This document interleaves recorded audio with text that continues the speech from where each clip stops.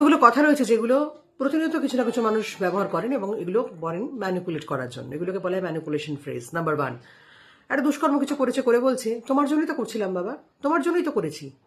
এটা হচ্ছে emotional guilt feel করাবে, যাতে আপনি সেরকম কিছু ফিল করবেন, ফিল করে তাকে কিছু বলবেন না। নাম্বার 2, তোমাকে কেউ পছন্দ করে না, তুমি একদম একা, তোমার পাশে কেউ নেই। আইসোলেশন টেকনিক বারবার আপনার মাথায় ঢোকাচ্ছে। নাম্বার 3, জাস্ট মজা করছিলাম, এটা এমন কিছু খারাপ কথা বলেছে, মজা করছিলাম বলে মনে হলো তার। এটা আপনাকে অপমান করা, একদম ডাইরেক্ট অপমান করা। সর্বসমক্ষে মজা করছিলাম, মজা করা মানে সবাই হাসবে, আপনি একা কষ্ট পাবেন তা নয়। নেক্সট, তোমার দ্বারা কিছু হবে না, কনফিডেন্স ব্রেক করা কথাবার্তা।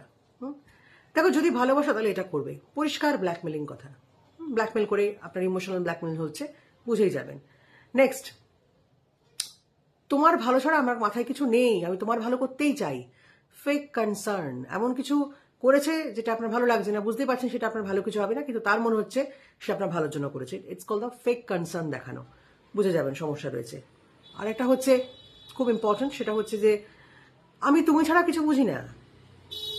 আলটিমেটলি গিয়ে কিন্তু ভিকটিম কার্ড প্লে করে দেবে, বুঝতে পেরেছেন? সুতরাং এই সমস্ত কথাবার্তা যেখানেই চলবে একটু চোখ কান খোলা রাখবেন। এগুলো সবটাই আপনাকে কিছু না কিছু ক্রিয়েট করার জন্য, আপনাকে ম্যানিপুলেট করার জন্য বলা হবে।